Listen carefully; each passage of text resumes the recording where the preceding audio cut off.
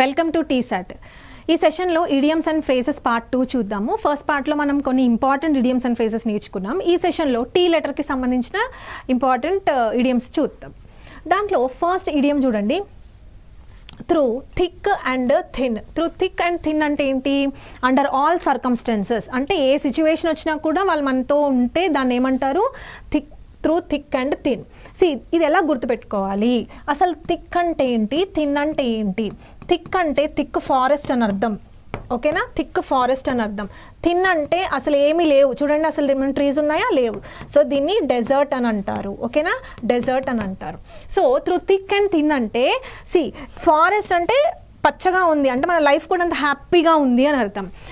Thin అంటే ఏంటి? Dessert. Dessert అంటే అసలు మనం తాగడానికి వాటర్ కూడా లేవు, అంటే ఏంటి? మన కష్టాలు అని అర్థం. అంటే మన సుఖాల్లోనూ మన కష్టాల్లోనూ ఏ సిచ్యువేషన్ అయినా అండర్ ఆల్ సర్కమ్స్టెన్సెస్ మన తోడు ఉంటే వాళ్ళని ఏమంటారు? అప్పుడు ఏమంటారు? He stood by me through thick and thin అని అనొచ్చు. అర్థమైంది కదా? So through thick and thin అంటే ఏంటి? Under all circumstances. నెక్స్ట్ చూడండి, take a back seat. Take a back seat. ఇప్పుడు చూడండి, ఒక కార్లో ఫ్రంట్ సీట్ ఎవరు ఉంటారు? డ్రైవరే కదా. సో ఆ డ్రైవర్ సీట్ అనేది ఎంత రెస్పాన్సిబుల్ ఉంటుంది. ఏ డైరెక్షన్లో వెళ్ళాలన్నా, ఎంత స్పీడ్లో వెళ్ళాలన్నా everything is controlled by that front seat, right? So కానీ ఇక్కడ ఈ ఇడియంలో ఫ్రంట్ సీట్ గురించి మాట్లాడట్లేదు. ఏ సీట్ గురించి మాట్లాడుతున్నారు? బ్యాక్ సీట్ గురించి మాట్లాడుతున్నారు. జనరల్గా బ్యాక్ సీట్లో కూర్చున్న వాళ్ళు చాలా ఆరాంగా కూర్చుంటారు, కంఫర్టబుల్గా కూర్చుంటారు. వాళ్ళకి ఏం అసలు అవసరమే లేదు, ఎక్కడ పోతుంది, ఎంత స్పీడ్లో పోతుంది, హాయిగా పడుకొని కూడా పడుకుంటారు బ్యాక్ సీట్లో కూర్చుని. అంటే ఏంటి? ఫస్ట్ అంటే ఫ్రంట్ సీట్ ఇంపార్టెంటా, బ్యాక్ సీట్ ఇంపార్టెంటా? ఫ్రంట్ సీటే ఇంపార్టెంట్. అదే ఒక డ్రైవర్ సీటే చాలా ఇంపార్టెంట్. వెనకాల కూర్చున్న వాళ్ళు లెస్ ఇంపార్టెంట్ అని అర్థం. అర్థమైంది కదా? సో మనం ఎప్పుడైతే ఆ బ్యాక్ సీట్లో కూర్చుంటున్నామో అంటే మనం లెస్ ఇంపార్టెంట్ పొజిషన్లోకి వచ్చాము ఆర్ రోల్లోకి వచ్చామని చెప్పి అనొచ్చు. అర్థమైంది కదా? So to take a back seat అంటే ఏంటి? Less important position. నెక్స్ట్ చూడండి, to take the bull by the horns అంటే ఏంటి? To deal with a difficult situation directly ఇది ఎట్లా గుర్తుపెట్టుకోవాలి అంటే, బుల్ అంటే ఏంటి? ఈ బుల్ని హ్యాండిల్ చేయడం ఎంత కష్టం. బుల్ని హ్యాండిల్ చేయడం చాలా కష్టం కదా. దాని యొక్క కోపాన్ని అధిగమించాలంటే ఒక ట్రిక్ తెలిసి ఉండాలి. ఆ ట్రిక్ ఏంటంటే, మనం ఏం చేస్తాం? ఆ బుల్ యొక్క హార్న్స్, కొమ్ములు ఉంటాయి కదా, ఆ కొమ్ముల్ని గట్టిగా నేలకు పట్టుకొని లాగితే అప్పుడు దాన్ని కంట్రోల్ చేయగలుగుతాం. అంటే ఏదైనా సిచ్యువేషన్ ఎలా అయితే మనం బుల్ యొక్క హార్న్స్ని కిందకి లాగుతున్నామో, అలాగే ఒక డిఫికల్ట్ సిచ్యువేషన్ని డైరెక్ట్గా హ్యాండిల్ చేస్తే దాన్ని ఏమంటారు? To take the bull by the horns. అంటే ఈ బుల్ని డైరెక్ట్గా దాని కోపాన్ని కంట్రోల్ చేయాలి అని అంటే ఏ పార్ట్ని మనం అటాక్ చేస్తాం? హార్న్స్, ఓకే, కొమ్ముల్ని. అలాగే సిచ్యువేషన్స్ని కూడా పారిపోకుండా డైరెక్ట్గా ఎదుర్కోవడాన్ని ఏమంటారు? To take the bull by the horns. Next చూడండి, throw dust in one's eyes. Throw dust in one's eyes. Dust అంటే మట్టి, ఓకే. ఎవరైనా కళ్ళల్లో మట్టి కొట్టారని అంటే ఏంటి? వాళ్ళని మిస్లీడ్ చేస్తున్నామని అర్థం. సపోజ్ జనరల్గా ఏమీ లేదనుకోండి, చాలా క్లియర్గా కనిపిస్తుంది. డస్ట్ ఏమైనా ఉంటే ఎదురుగా ఎవరైనా ఉన్నారా?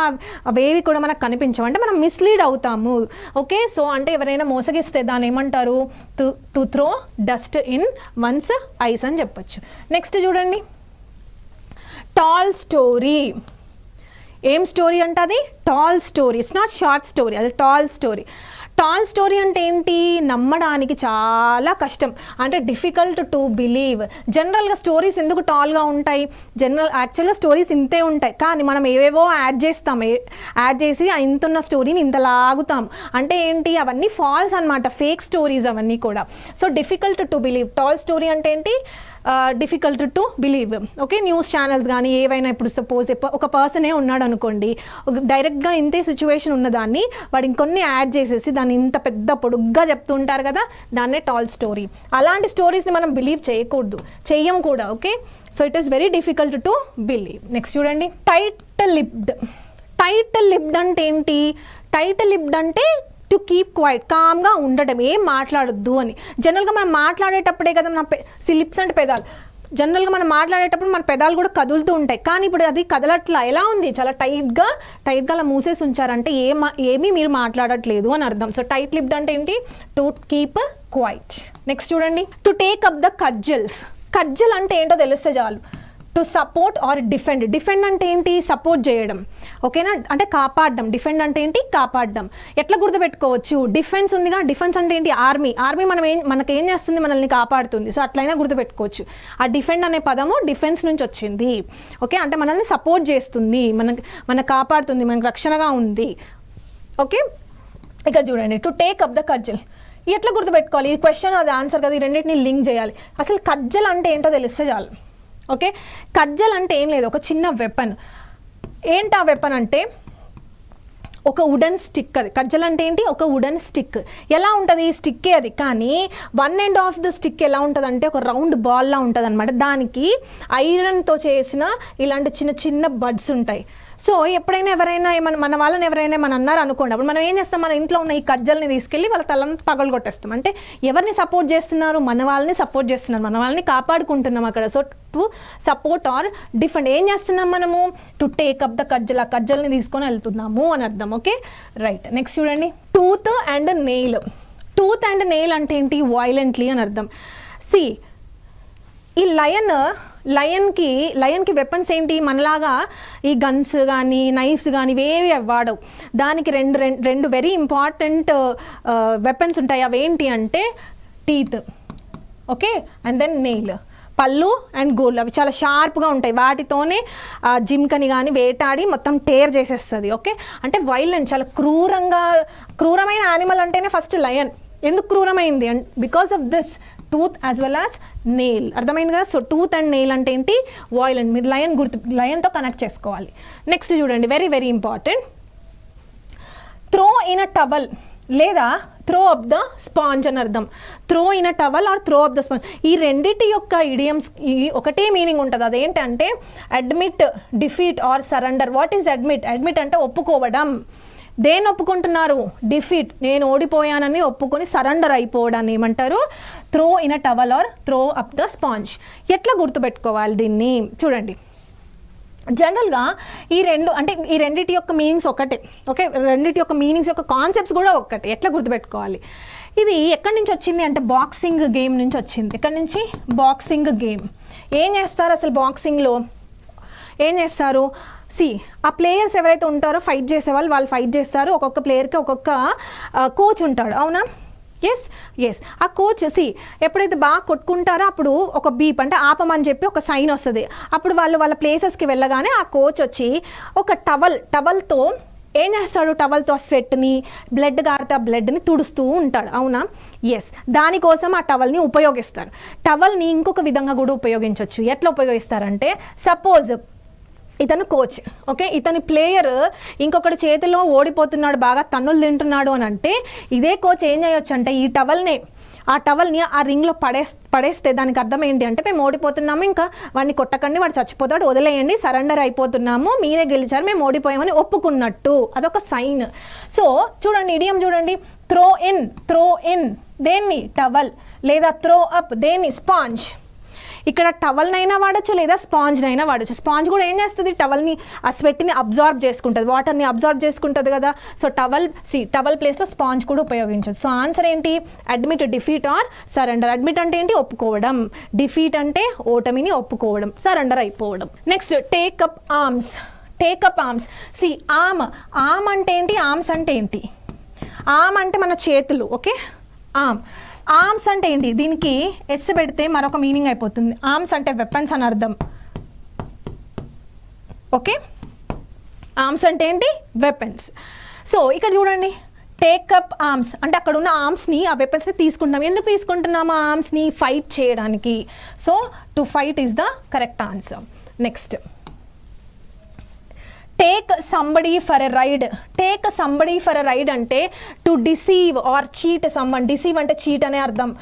డిసీవ్ అనే వర్డ్ చాలాసార్లు సినోనిమ్స్, యాంటోనిమ్స్లో అడిగాడు, ఓకే. డిసీవ్ అంటే ఏంటి? చీట్. సరే, ఇక్కడ ఏంటంటే రైడ్ అంటే ఏంటి? బైక్ రైడ్, ఓకేనా. Bike ride, right. దీన్ని ఎలా గుర్తుపెట్టుకోవాలి? ఇక్కడ ఏమవుతుంది చూడండి, అసలు మొత్తం ఇడియం చదవండి. Take somebody for a ride. ఒకరు బస్ స్టాప్లో నించొని వెయిట్ చేస్తున్నారు అనుకోండి బస్ కోసం. ఒక పర్సన్ వస్తాడు బైక్ పైన. ఆ పర్సన్ వచ్చిన వాడిని మనం నమ్ముతామా? అక్కడికి వెళ్ళి మిమ్మల్ని లిఫ్ట్ చేస్తాము, అక్కడ డ్రాప్ చేస్తాము, మీకు లిఫ్ట్ ఇస్తాము అని అంటే మనం ఒప్పుకుంటామా? నమ్మం, వాళ్ళని అంత ఈజీగా నమ్మం, ఎందుకు చీట్ చేస్తారేమో అని. సో ఆ సంబడిని ఏం చేస్తున్నాడు? రైడ్కి తీసుకెళ్తున్నాడు అంటే ఏం చేస్తున్నాడు? డిసీవ్ చేస్తున్నాడు లేదా చీట్ చేస్తున్నాడు అని అంటే ఛాన్సెస్ ఎక్కువ ఉంటాయి, రైట్? నెక్స్ట్ అలా గుర్తుపెట్టుకోండి. నెక్స్ట్ చూడండి, throw up a spanner. Spanner అంటే ఏంటి? దీన్ని ఏమంటారు? స్పానర్ అని అంటారు. ఈ ఇన్స్ట్రుమెంట్ని, ఈ ఎక్విప్మెంట్ని ఏమంటారు? స్పానర్. తెలుగులో దాన్ని పానా అంటారు కదా, నట్స్ని టైట్ చేయడానికి ఉపయోగిస్తారు. Yes, okay. ఇప్పుడు చూడండి, ఒక మెషిన్ నడుస్తుంది, 24 hours ఆ మెషిన్ నడుస్తుంది, ప్రొడక్షన్ జరుగుతుంది. ఆ మెషిన్లోకి ఈ స్పానర్ని ఊరికే అలా పడేసామనుకోండి, ఏమవుతుంది? ఆ ఎక్విప్మెంట్, ఆ రన్నింగ్ ఎక్విప్మెంట్ మధ్యలో మనం ఈ స్పానర్ని పడేసామనుకోండి, ఏమవుతుంది? అబ్స్ట్రక్ట్ అవుతుంది, ఆ ప్రొడక్షన్ ఆగిపోతుంది. Sabotage plan. సాబోటేజ్ అంటే ఏంటి? డెస్ట్రాయ్ అని అర్థం.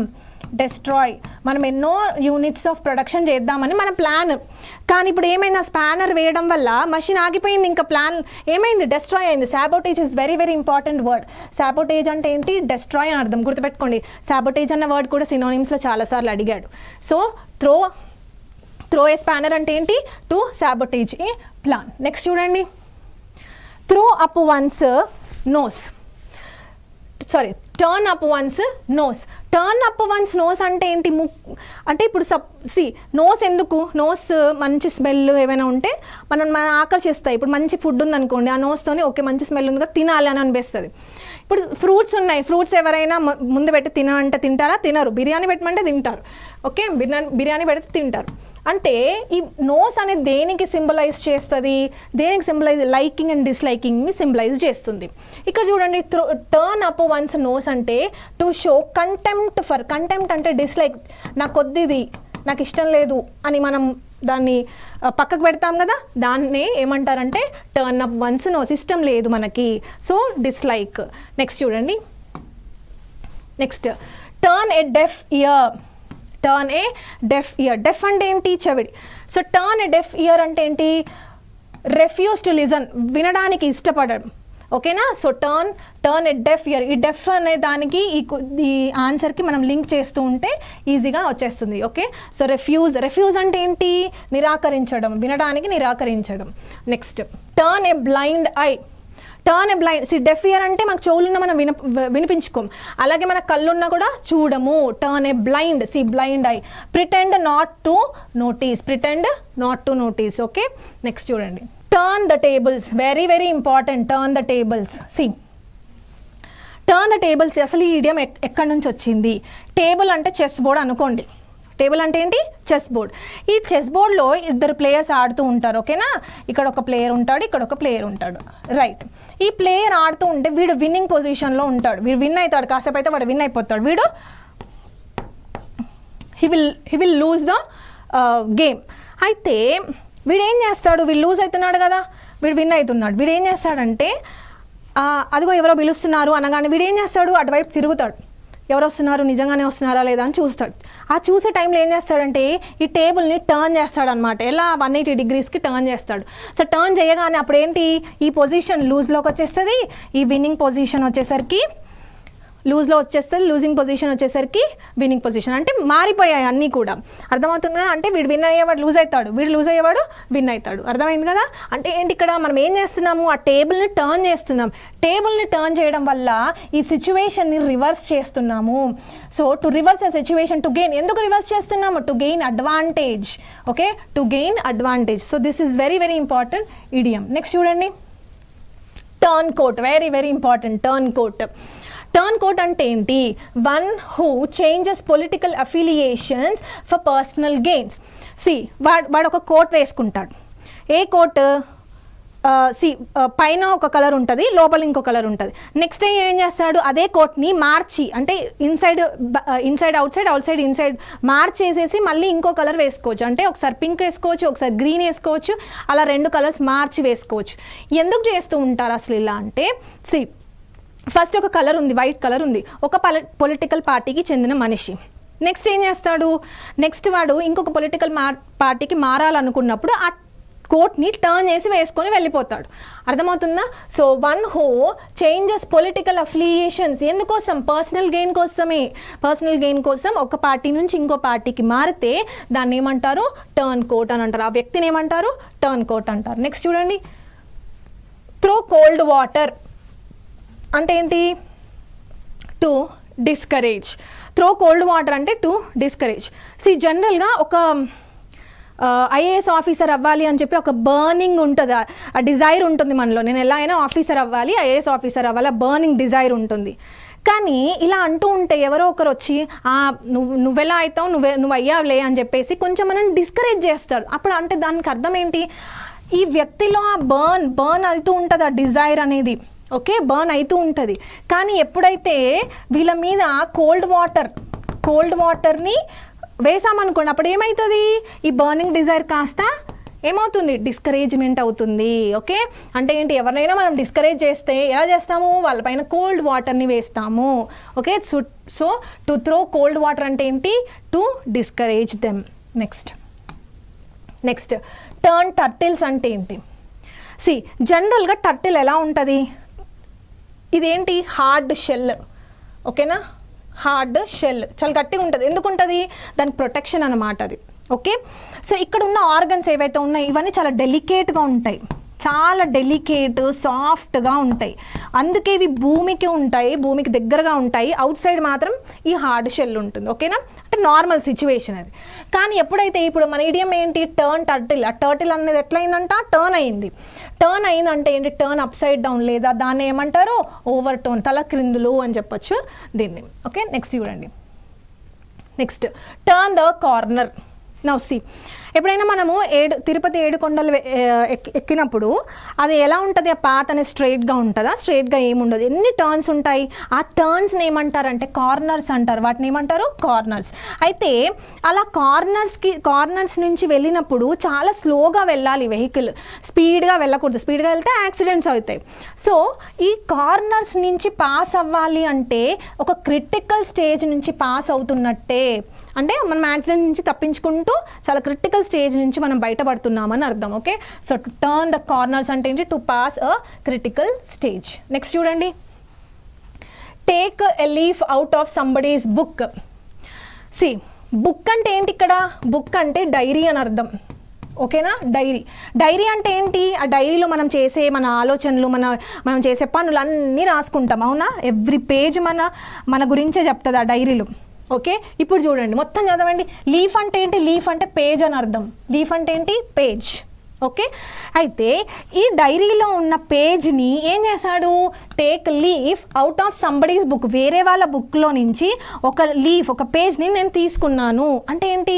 నేను వాళ్ళని కాపీ చేశాను. ఈ పేజ్ యాక్చువల్లీ నాది కాదు, ఇది పేజ్. ఓకే, వేరే పర్సన్ది. నేను ఆ పేజ్ని తీసుకొచ్చాను, ఆ లీఫ్ని తెచ్చుకున్నానంటే ఆ పర్సన్ ఎలా చేశాడో నేను అలా ఇమిటేట్ చేస్తున్నాను. సో ఆన్సర్ ఏంటి? ఇమిటేట్ లేదా copy. Emulate is very very important. Emulate అన్నా ఇమిటేట్ అన్నా ఒక్కటే, బోత్ ఆర్ సినోనిమ్స్. ఓకే, ఇమ్యులేట్ అనే వర్డ్ చాలాసార్లు అడిగాడు. ఇడియమ్స్లో మీరు వర్డ్స్ కూడా నేర్చుకుంటున్నారు, వర్డ్స్ కూడా వాటి యొక్క సినోనిమ్స్ నేర్చుకున్నారు.